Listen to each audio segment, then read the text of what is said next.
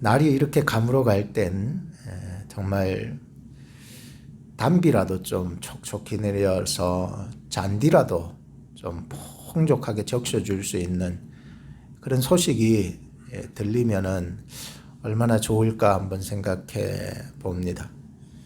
농부들은 곡식이 말라갈 때에 담비의 소식이 반가운 소식이 될 것이고, 사업하는 분들은 사업이 기울어갈 때에 또 손님들이 몰려온다는 소식을 들으면 얼마나 좋겠습니까? 그리고 많이 도와주겠다라고 하는 사람이 있으면 얼마나 좋은 소식이 되겠습니까? 군인들이 전쟁에 나가서 전쟁에서 이제 점점 밀려질 때에 어딘가에 지원군들이 와서 도와주겠다는 소식이 전해지면 얼마나 반가운 소식이겠습니까? 교회가 하나님의 나라와 의를 이루어 나갈 때에 하나님은 사람을 보내십니다. 저도 목회를 해가면서 참 어쩔 때는 좀 힘들고 지치겠다 생각 들면 하나님께서는 어김없이 사람을 보내십니다. 그럴 적엔 그 사람을 보면 천군천마와 같은 힘을 얻게 되고요. 저 사람 정말 천사 같다라고 하는 생각이 드니까 굉장히 힘을 얻을 때가 있고 위로를 받을 때가 있고 격려를 얻을 때가 있습니다. 굉장히 좋은 소식이 아닐 수가 없습니다. 하나님의 역사고 하나님이 보내실 사람은 하나님께서 보내시기 때문인 것입니다. 하나님의 나라는 영원하며 그 뜻이 이루어집니다. 그것은 내 뜻이 아니라 하나님이 뜻하신 대로 사람을 보내셔서 그 위기와 그 우울함과 그 망해가는 나라, 피폐해가는 가정, 죽을 것 같은 영혼, 하나님이 사람을 보내셔서 위로하게 하시고요. 다시 이렇게 세우신다는 것이에요. 무엇보다 우리에게 진정한 반가운 소식이 있다면 예수님께서 우리를 위해서 오셨다는 소식일 것입니다. 우리의 죄성과 악함, 이것은 나 스스로를 돌아보더라도요, 정말로 나 악한 사람이네, 난 정말로 죄인이네 라고 하는 것을 깨닫게 될 때가 있잖아요. 그래서 나는 정말 이 세상 속에서 정말 죽어도 마땅한 인생이고 우리 모든 세상 사람들이 다 그렇게 살아가는 게 마땅한데 죽어야 되는데 그런 우리를 살리려고 하나님께서 예수님을 이 땅에 보내주셨구나. 복음이라는 거예요. 장차 우리가 영원한 부활을 위하여 다시 오실 때에 그 부활에 참여시키려고 예수님께서 오셔서 그 영광에 참여케 하시는 거예요. 복음이네. 복음의 약속이 우리에게 주어졌다. 이것은 과거에 2000년 전의 사건만이 아니라 앞으로 언제 이루어질지 모를 그런 미래의 사건뿐만 아니라 오늘 우리가 살아가는 이 현 시점에서 하나님께서는 임마누엘로 우리와 함께 해주시겠다는 약속을 해주셨습니다. 이게 복음이라는 게 힘이 나는 거 아니겠습니까? 한번 따라 합시다. 예수님이 나와 함께 하십니다. 믿으십니까?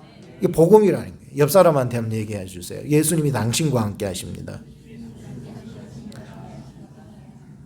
이 복음을 전해도 막 깨닫지 못하는 거예요. 가장 난 나 혼자 살아가는 사람인데 예수님이 임마누엘로 여러분과 함께 하시고 오셨고 영원토록 함께 하실 줄로 믿습니다. 복음이라는 거예요. 오늘 본문 말씀을 우리가 보면서 하나님의 그 아름다운 소식을 전해주는 두 사람을 발견할 수 있습니다. 이게 구체적으로 이렇다라고 할 수는 없지만은 구약적인 복음의 좋은 소식을 전해주는 생명을 살리는 일을 감당하는 두 사람을 볼 수 있는데 그 한 사람이 엘리사입니다. 엘리사는 좋은 하나님의 말씀을 받아가지고 이스라엘들에게 전해줍니다. 희망을 잃어버리고 죽어가던 그 이스라엘 백성들에게 이 엘리사는 하나님의 말씀을 전해주는 것입니다. 또 한 사람은 문둥이들입니다. 이 문둥이들도 비록 비천하게 살고 사람들로부터 거절당하고 무시당하고 차별당하면서 살아가던 사람들이었지만 하나님께서는 이렇게 아주 형편없는 아주 내놓은 사람들을 통해서도 복음을 증거하기를 원하신다는 거예요. 그래서 복음은 하나님이신 거예요. 하나님이 복음이라는 거예요. 하나님이 좋으신 하나님이신 거예요. 하나님은 우리가 잘 되기를 원하시고요. 우리가 좋아지기를 원하시는 거예요. 이게 하나님이 복음이기 때문에 그래요. 그래서 오늘 우리는 복음을 전하는 자들이 구약 성경에서도 말씀하는 것들을 좀 살펴볼 수가 있습니다. 오늘 본문 외에도 말이죠. 우리가 지난번에 큐티를 하면서 이제 이사야 끝나고 예레미야로 가잖아요. 그래서 이사야에서 보면서도 복음이 있다면은 두 개의 말씀이 제 마음을 쿵 치더라고요. 이게 한 가지의 말씀이 뭐냐면은 이사야서 52장 7절에서 9절 말씀인데 들어보시기 바랍니다. 좋은 소식을 가져오며 평화를 공포하며 복된 소식을 가져오며 구원을 공포하며 시온을 향하여 이르기를 너의 하나님이 통치하신다 하는 자의 산을 넘는 발이 어찌 그리 아름다운고 들을지어다 너의 파수꾼들의 소리로다. 그들이 소리를 높여 일제히 노래하니 이는 여호와께서 시온으로 돌아오실 때에 그들의 눈이 마주 봄이로다. 예루살렘의 황폐한 곳들아 기쁜 소리를 발하여 함께 노래할지어다. 이는 여호와께서 그 백성을 위로하셨고 예루살렘을 구속하셨음이니라. 하나님은 위로의 하나님이신 거예요. 우리로 하여금 황폐하게 두지 않으시는 거예요. 우리로 하여금 우울하게 두지 않으시는 거예요. 우리로 하여금 피폐하게 두시지 않으시는 거예요. 그래서 하나님께서 우리에게 찾아오셔서 혹은 파수꾼을 보내주셔서라도 하나님께서는 우리를 위로해 주시고 계시다는 거예요. 오늘도 이 예배를 통해서 이 말씀을 통해서 여러분들의 성도님들을 통해서 하나님의 위로가 전달될 수 있기를 바라요. 또 한 가지의 말씀이 뭐냐, 이사야서 61장 1절에 3절인데 들어보시기 바랍니다. 주 여호와의 신이 내게 임하셨으니 이는 여호와께서 내게 기름을 부으사 가난한 자에게 아름다운 소식을 전하게 하려 하심이라. 나를 보내사 마음이 상한 자를 고치며 포로된 자에게 자유를 갇힌 자에게 노임을 전파하며 여호와의 은혜의 해와 우리 하나님의 신원의 날을 전파하며 모든 슬픈 자를 위로하되 무릇 시온에서 슬퍼하는 자에게 화관을 주고 그 죄를 대신하며 희락의 기쁨으로 그 슬픔을 대신하며 찬송의 옷으로 그 근심을 대신하시고 그들로 의의 나무 곧 여호와의 심으신 바 그 영광을 나타낼 자라 일컬음을 얻게 하려 하심이니라 라고 했습니다. 이것 보십시오. 하나님께서는 얼마나 우리로 하여금 참된 그 나무가 되어서 의의 나무가 되어서 여호와의 심으신 바 그 영광을 나타내는 자로 일컬음 받기를 원하셨는지, 나의 삶의 그 나무 열매에 얼마나 성령의 열매를 맺고 계시는지요. 하나님 나를 통하여서 열매를 맺게 하여 주시옵소서. 열매 맺는 거는요 하나님이 하시는 일이에요. 우리는요 심고 물 주는 것밖에 안 하지만은 그걸 자라게 하고 열매 맺게 하시는 분이 누구랄까요? 하나님이 여러분들이 주일마다 말씀 듣고 또 여러분들을 큐티하고 말씀 듣고 기도하는 가운데 하나님이 여러분들을 더 성숙시켜서 열매 맺히게 하실 줄로 믿습니다. 실망하지 마세요. 하나님이 택한 의의 나무는요 반드시 열매 맺어서 많은 자들에게 유익을 끼치게 하신다는 것입니다. 위로하여라 너가 아플 때 내가 너를 위로했듯이 눈물 닦아 주어라 너가 울 때 내가 너의 눈물 닦아 주었듯이 사랑은 나로 말미암은 은총 사랑은 나로 말미암은 선물 사랑은 나로 말미암은 긍휼 사랑하라 사랑하라. 저나 여러분들이 위로하는 이유는 바로 예수님이 나를 위로해 주셨기 때문이고 우리가 눈물을 닦아줄 수 있는 이유는 예수님이 우리의 눈물을 닦아줬기 때문이거든요. 그래서 사랑은 나로 말미암은 은총, 예수님으로 말미암은 은총이라는 거예요. 그래서 사랑은 예수님으로 말미암은 선물이라는 거예요. 그래서 사랑은 나로 말미암은 긍휼, 예수님으로 말미암은 긍휼. 그래서 우리로 하여금 사랑하라, 사랑하라. 이 노래를 한번 부르려고 그랬는데 감정이 안 올라와가지고 내가 지금 감정이 올라와야 노래를 부르지. 그래서 억지로 부를 수는 없잖아요. 또. 그러니까 저나 여러분들이 참 가사의 내용만 들어도 저나 여러분들이 하나님이 나를 통해서 위로하게 하시는 이 아름다운 복음을 저나 여러분들을 통해서 증거될 수 있기를 바라는 마음으로 이제 하나님의 말씀을 한 두 가지로 나눠서 여러분들에게 전해드릴 텐데요. 그 첫째는 말씀 사명입니다. 하나님이 여러분들에게 주신 말씀의 사명을 잘 감당할 수 있기를 바라요. 물론 찬송 잘하는 분들은 찬송으로서 복음을 증거하고 감당하시면 되고요. 오늘 본문을 중심으로 보니까 이 말씀 사명이 있어요. 그래서 어떤 자들에게는 또 헌신의 사명이 있고요. 또 엘리사 같은 경우에는 말씀의 사명이 있어서 하나님이 좋은 말씀을 주시면 그때그때마다 그 말씀을 선포되게 하시고 그 사명을 감당하게 하시거든요. 이 말씀은 뭐 말씀 사명이라고 그래가지고 내가 꼭 설교자가 되라라고 하는 말씀은 아닙니다. 로마서 3장 2절에 보면은 뒤에 첫째는 저희가 하나님의 말씀을 맡았음이니라. 맡았다라고 하는 말이 뭡니까? 이거는 전해주는 사역도 있지만 하나님의 말씀을 간절히 사모하고 잘 간직하고 그 말씀대로 믿고 순종해 나가는 그걸 맡았다는 거 아닙니까? 그죠? 그래서 여러분들이나 저나 하나님의 말씀을 전하는 것도 있지만 또한 그 말씀을 맡는 사역도 주어지게 된다는 게 바로 이스라엘 백성들이 하나님으로부터 받은 유대인들이 하나님으로부터 받은 귀한 말씀 사명 아니겠습니까? 오늘 예수님을 오래 믿고 또 직분을 오래전에 받으셨던 분들은 바로 이 말씀 사명에 더 얽매이시기를 바라요. 말씀 없으면 살 수 있습니까? 없습니다. 그래서 이 하나님의 말씀을 잘 듣되 정말로 베레아 교인들처럼 데살로니가 교인들처럼 그 말씀이 그러한가 싶어서 그 말씀에 집중하고 그 말씀을 간절히 사모해 나갈 때에 이것이 말씀의 사명이다라고 하는 것입니다. 오늘 본문 5장으로 거슬러 올라가야 합니다. 그래서 오늘 본문을 여러 가지로 잡았는데 오늘 본문을 얘기하고자 하면은 본문만 얘기 딱 하면은 사실 재미없거든요.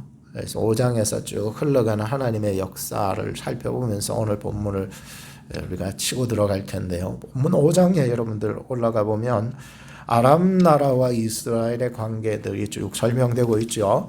아람 나라에는 장군이 있었는데 참 나만 장군이 위대한 사람이었죠. 문둥병이 걸렸을 때에 그가 어떻게 고침받습니까?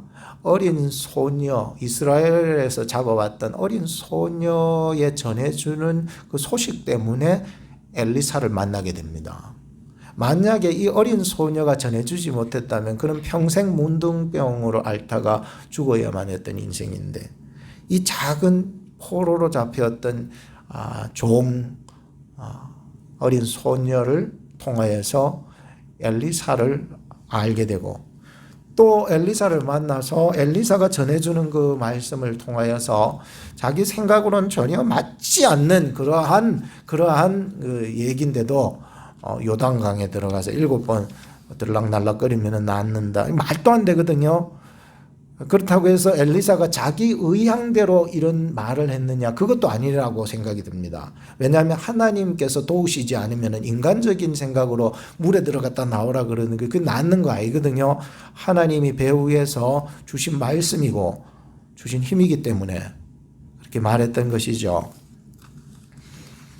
그래서 하나님께서는요, 이 한 사람을 통하여서 정말 복음의 하나님이라고 하는 것을 깨닫게 해주고 계셨습니다. 그래서 하나님이 믿음을 주시면은 상대방이 누구냐에 상관이 없이 또 내가 어떤 형편에 있느냐에 상관이 없이 복음이 전해지게 되는 거예요. 그래서 복음이라고 하는 것은 상대가 봐서 아이고 저 사람 높은 지위에 있네, 저 사람 무섭게 생겼네, 이렇게 해서 복음을 못 전하는 게 아니라 저 사람의 상황과 형편을 초월해서 복음을 전할 수 있는, 그게 복음이거든요. 그래서 어떤 사람을 만나더라도 하나님께서는 복음을 전하는 자를 통해서 전하게 만드시는 거예요. 나는 형편이 안 돼요. 난 말주변도 없고요. 난 안 될 것 같아요. 배운 것도 적고 안 돼. 근데 배운 것도 적든지 많든지 그건 상관 안 하고, 복음은요, 그 어린 소녀 하나를 들어서라도 증거하게 하신다는 거예요. 그건 내 믿음에서 나온 것이 아니라 하나님께서 그를 통해서 복음 전하기를 원하시고 그 나만을 고쳐주기를 원하시기 때문이었어요. 그래서 하나님이 원하시지 않으면은요, 우리의 목숨도 우리의 안고 일어섬도 전혀 보장할 수 없습니다. 그런 고마운 일을 아람 나라가 한번 겪었으면은 이 이스라엘 나라에 대해서 고마움을 표해야 되는데, 얼마 있지 않아 가지고 이 아람 왕이 이스라엘을 공격해 버렸습니다. 그때마다 이 아람이 이스라엘과 전쟁을 치르지만 계속 패하는 거예요. 전쟁도 치러보지 못해요, 사실. 왜냐하면은 엘리사가 이미 알고 있어요. 어디로 치고 들어올지 다 알고 있어서 이 이스라엘에서 이미 대책을 딱 세워가지고, 대안을 세워가지고 방비 딱 하니까는 전혀 아람 나라가 이스라엘 접근을 할 수 없어요. 이 사실을 알게 되었던 이 아람 왕이, 이 안 되겠다, 엘리사를 먼저 처단해야 되겠다 싶어가지고 엘리사가 있는 그 동네, 도단이죠, 그곳으로 치고 들어가서 도단을 완전 봉쇄해 버렸습니다. 그러니까 완전히 이거 어떻게 할 방법이 없었습니다. 그 수많은 군대가 와가 포위해 버리니까는 이젠 죽겠다 생각했는데, 하나님께서는 이 엘리사에게 불말과 불병거를 보내주셔서 딱 포진하게 해주시는 거예요. 그러니까 그거 보면서 든든해져요. 자기 종은 그걸 못 봐도 엘리사는 보는 거예요.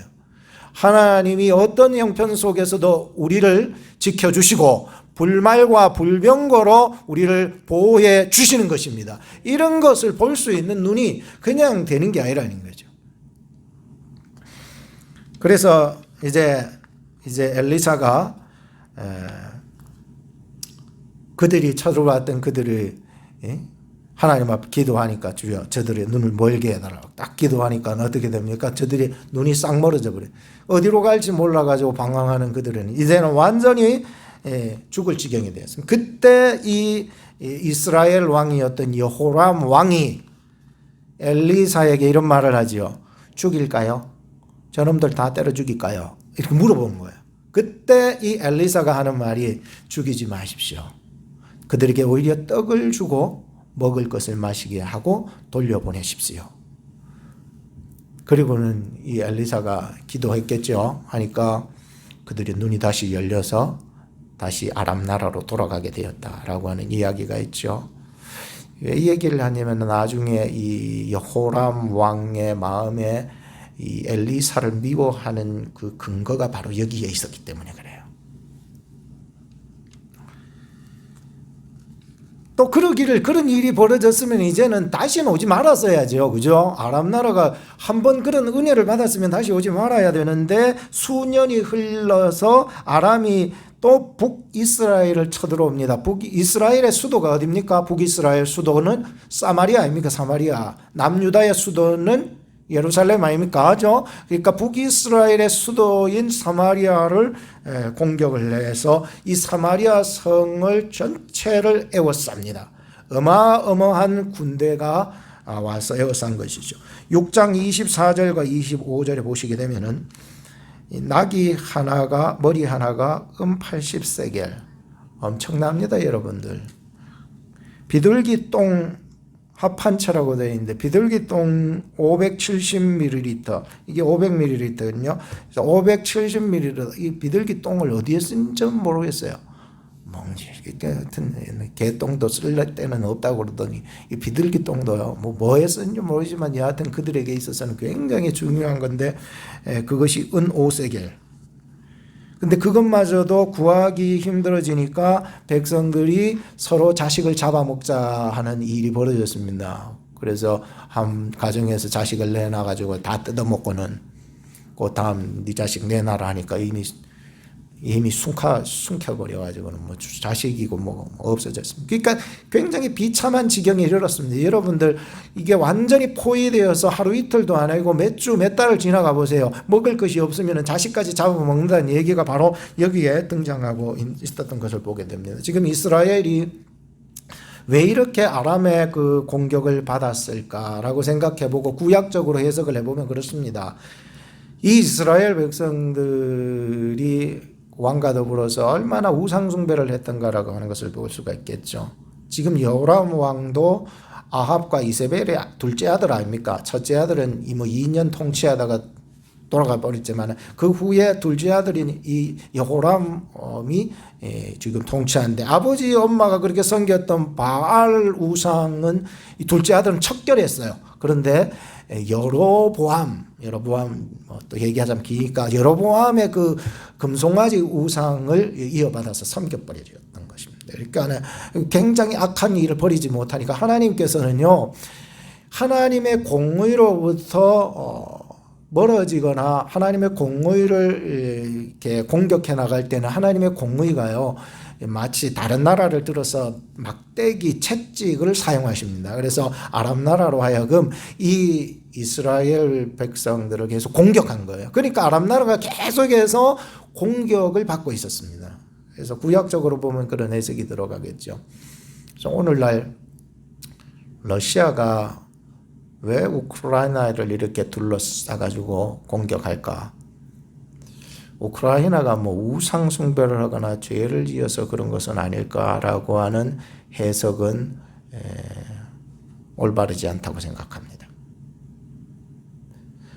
오늘 우리가 러시아가 우크라이나를 공격하고 에워싸고 폭격하고 하는 사건들을 통해서 좀 더 우리가 좀 성숙한 사람이라면 그렇게 보서는 안 된다는 것입니다.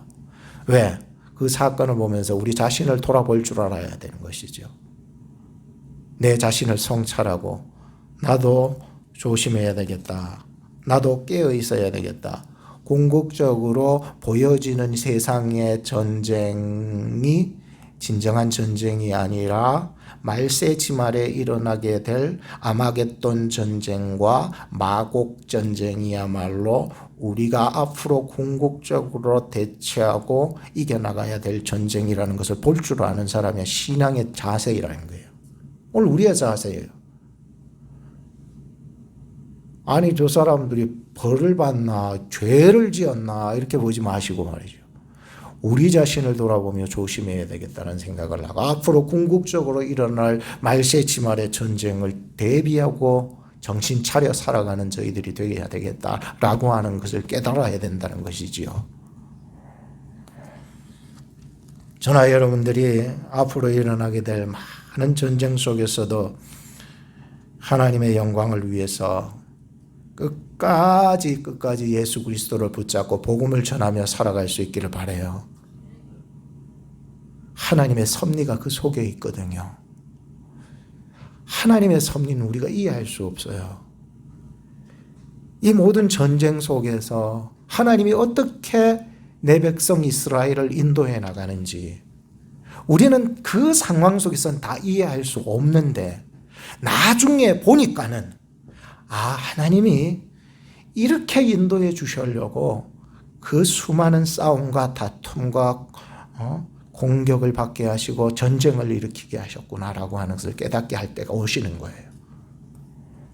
자, 오늘 본문으로 다시 와서 볼 때에 이 아람 군대의 포위 작전은 이스라엘의 수도 그 사마리아를 완전히 비참할 지경으로 만들어가고 있었습니다. 그때에 이 이스라엘 왕 여호람이 엘리사를 원망합니다.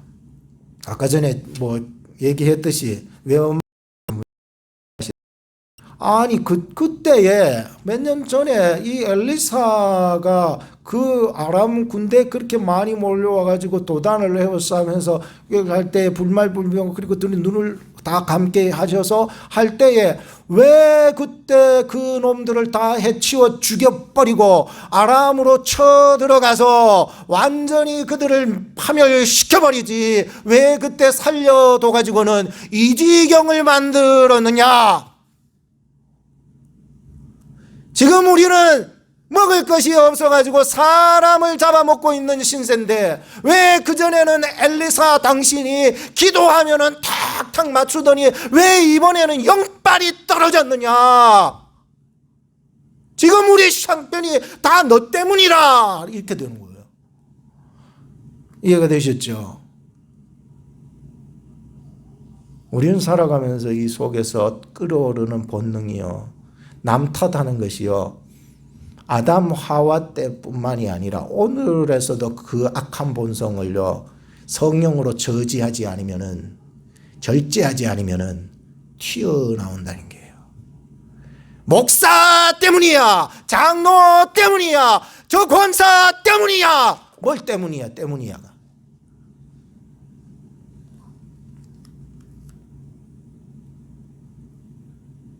오늘도 우리 속에 있는 이 악한 본성을 성령께서 터치하시고 건드려 주셔서 무엇이 문제인지를 발견할 수 있기를 바라요.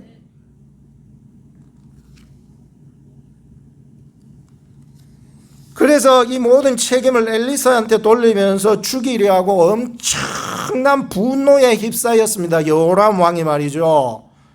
6장 31절을 한번 보세요. 왕이 가로되 사밧의 아들 엘리사의 머리가 오늘날 그 몸에 붙어 있다면 하나님이 내게 벌 위에 벌을 내리실지로다.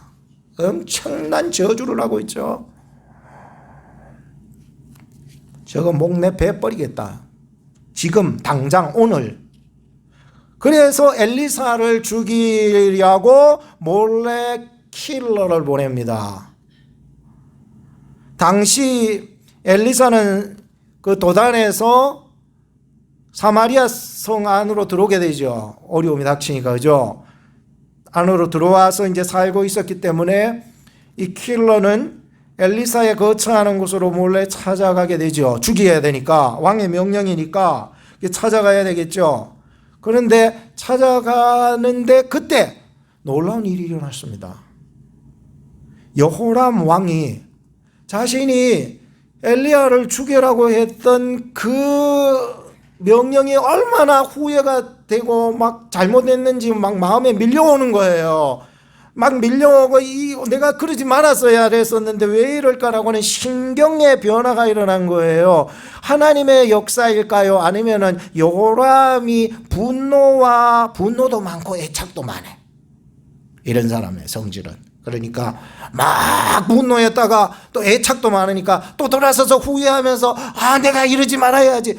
나 이걸 보면서 과연 이것이 이 여호람의 그런 성격 때문인지 아니면은 또 하나님의 역사였는지 궁금하기 시작했습니다. 그래서 왕은 자신의 처신을 후회하고 곧바로 일어나서 그 보냈던 그 킬러 뒤를 쫓아갑니다. 막 쫓아갑니다. 그리고 6장 33절을 보십시오. 왕이 뒤쫓아가면서 이렇게 말하죠. 이 재앙이 여호와께로부터 나왔으니 어찌 더 여호와를 기다리리요. 이건 좀 어려운 표현이에요. 사실 성경으로 보면 우리가 그냥 봐서는 어려워서 해석이 안 되거든요. 그래서 여러분들한테 좀 쉽게 말하자면은 이 보냈던 킬러에 대한 후회감과 미안함이 찾아와 가지고 그 킬러를 쫓아가면서 이렇게 말하죠. 좀 쉽게 얘기하자면은 이 재앙이 하나님께서 주신 것이오늘 하나님의 도움 없이 이 상황이 좋아질 리가 없으리라. 뭐예요? 하나님의 그 정권, 하나님의 도움이 완전히 필요하다. 이것은 누구를 탓할 것이 아니라 이 재앙은 하나님이 주신 재앙이다. 그리고 이 재앙을 호전시키기 위해서는 하나님의 도우심을 기다려야 한다. 뭐 이런 의미잖아요. 이해가 되시죠? 그래서 저는 이 본문을 보면서 이게 여호람의 심경의 변화가 일어난 것이 하나님의 역사구나. 엘리사를 살려주기 위해서 이스라엘을 긍휼히 여기시는 하나님의 역사구나. 그래서 이렇게 표현했습니다. 엘리사를 살리시고 이스라엘 백성들을 살리시기 위한 하나님의 긴급한 활동.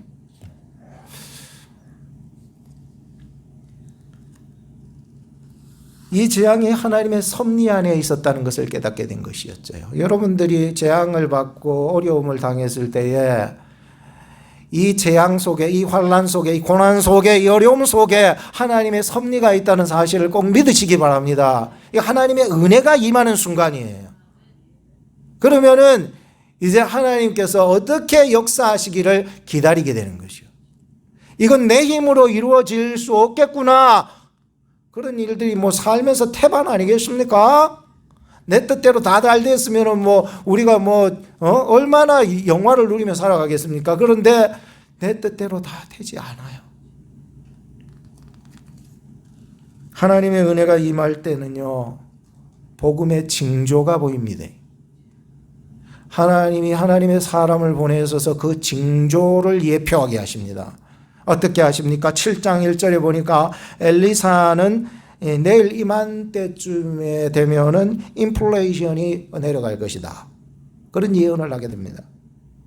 지금 죽어가는 그 사마리아 성에는 완전히 뭘 하나 살라고 그래도요, 도대체 이 가격 통화의 이 가치가 너무나도 올라가 가지고 돈 없는 사람은요 못 사는 지경이 돼 버렸습니다.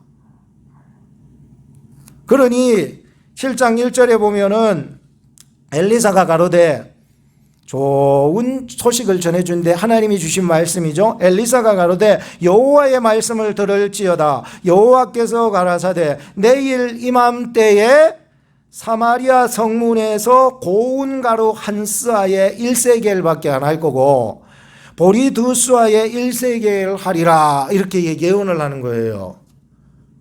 말도 안 되는 소리 아닙니까? 정말로 어떻게 그렇게 가격이 인플레이션이 디플레이션까지는 아니겠지만 그렇게 내려가고 또 내려갈 수 있었을까? 그 말도 안 된다라고 하는 거예요. 그죠? 그래서 그 요람 왕의 옆에 있던 한 장관이 이런 말을 하죠. 하늘에서 창문이 열려서 하나님이 부어준다 할지라도 그런 일은 일어나지 않을 것이다. 그러자 엘리사가 다시 말합니다. 네가 너의 눈으로 보게 되리라. 그러나 너는 그것을 먹지 못하리라.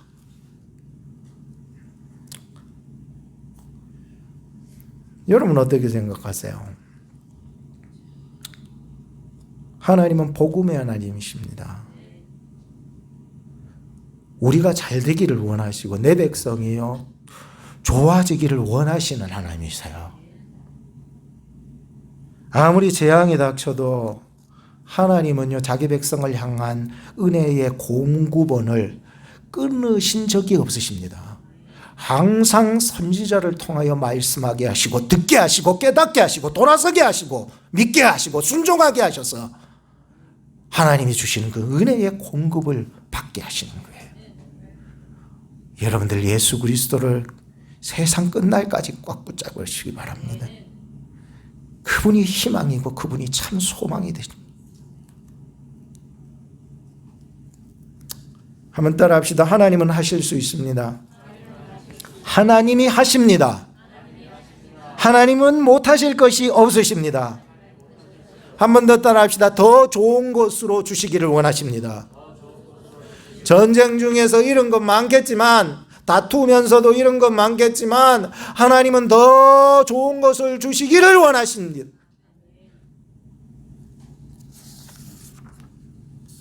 둘째로는 선한 사명입니다. 7장 3절에서 11절에 보시면 하나님께서 우리의 마음에 주시는 선하심으로 사명을 감당하며 살라고 말씀하고 계십니다. 이것은 문둥이 같은 자일지라도 그들을 통해서 아름다운 일을 행하시는 하나님의 선한 사명에서부터 기인된 것이기 때문입니다. 하나님은 선하십니다. 하나님의 선하신 것. 사마리아 성문 어귀에 4명의 문둥이가 살고 있었습니다. 물론 그전에는 더 멀리 격리되어 살았을 것입니다. 그런데 아람이 포위하면서 점점 접근해 오니까는 이것은 갈 데가 없어요. 여러분들 성경을 보시면은 3절에 성문 어귀에 살고 있었다라고 얘기하고 있죠. 참 이 단어가 참 애매모호한데 이 4명의 문둥병자의 위치도 애매모호한 거예요. 오늘 저나 여러분들의 모습이 애매모호한 모습이 되지 않기를 바라요. 그렇지만 그 애매모호한 모습 속에서도 하나님은 역사해 나가고 계시는 거예요. 성문 어귀에 붙어 살았다는 거예요. 성 안에는 들어갈 수 있어요, 없어요? 못 들어가요. 그건 율법으로도 안 되고요, 사회성으로도 안 돼요.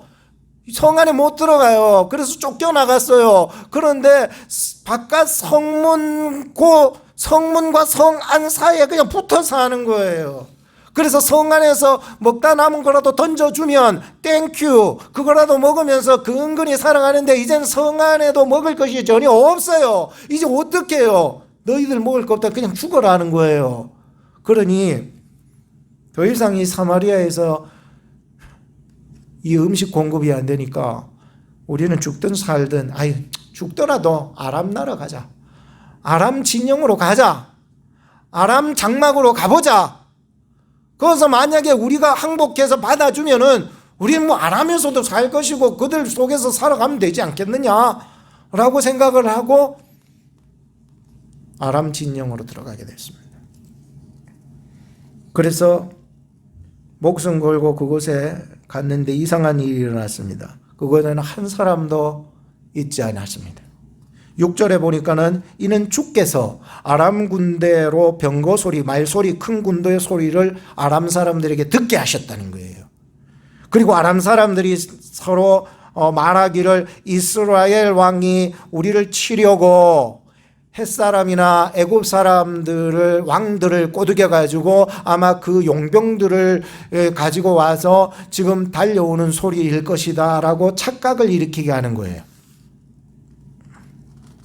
그러자 이 착각을 얻은 이 아람 군대들이 해가 질 때쯤에 이거 너무 무섭고 두려워가지고 모든 것을 놓아놓고는 다 도망가 버립니다.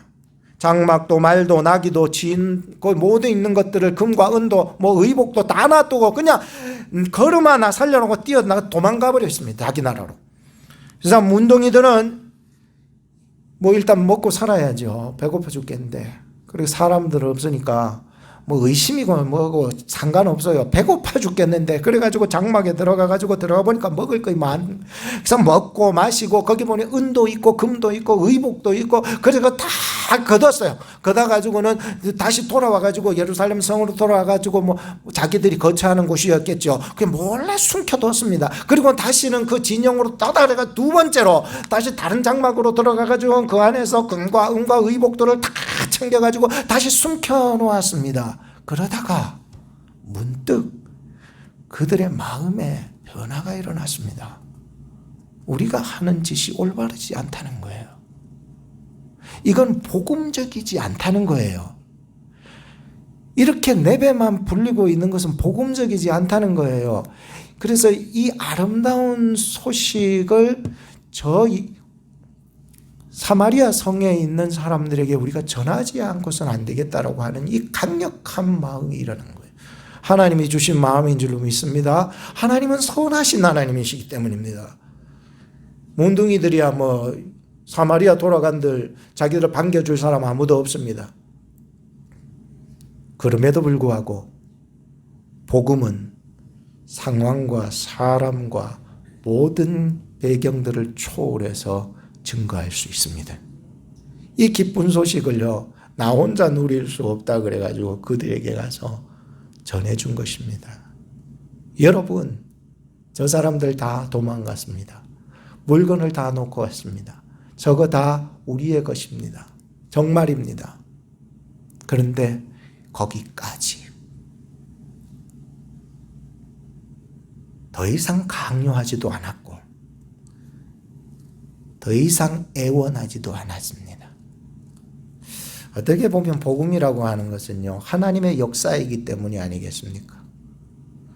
내가 할 수 있는 최선의 이 일을 감당했다면 하나님께서 도우실 것입니다. 변화할 자들은 변화할 것입니다. 깨어날 자들은 깨어나고요. 오늘도 우리가 예수 그리스도를 알고 배우고 익혀나가고 닮아가고 훈련받고, 오늘 저나 여러분들이 나는 왜 이렇게 삶의 열매가 없을까? 왜 이렇게 삶의 변화가 없을까? 너무 고민하지 마시기 바랍니다. 하나님께서 때가 되면은 다 변화시킬 자 변화시킬 것입니다. 깨닫게 하실 자 깨닫게 하실 것입니다.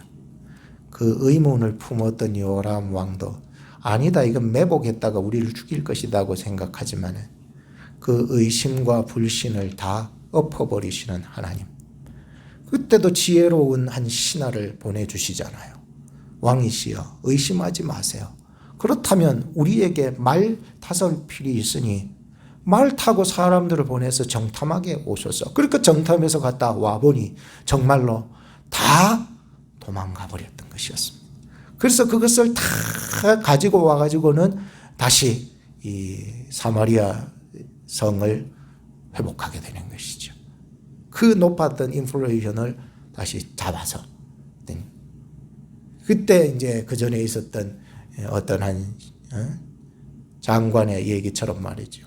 하늘에 구멍을 열고 창을 열고 내려부는데도 이런 일이 없다. 하루 전 일입니다. 하루 전날. 하루 전날 그렇게 얘기했던 그 사람은 정말로 엘리야가 말했던 것처럼 너가 그것을 보지만 먹지 못하리라 하는 대로 사람들이 와 몰려나가가지고는요, 그거를 가지고서 이제 들고 들어올 때에 그렇게 의심했던 그 장관은 보기만 했지 빨펴서 죽고 말았다는 이야기가 있습니다.